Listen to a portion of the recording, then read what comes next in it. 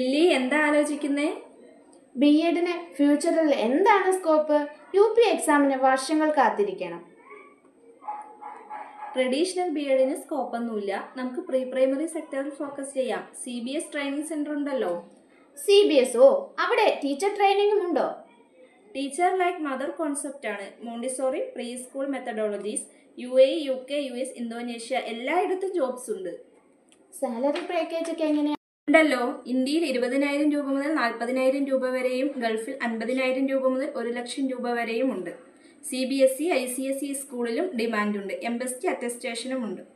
Scholarship ഒക്കെ ഉണ്ടോ? 30% government scholarship ഉണ്ട്. കൂടുതൽ അറിയാൻ നമുക്ക് CBSനെ കോൺടാക്ട് ചെയ്യാം.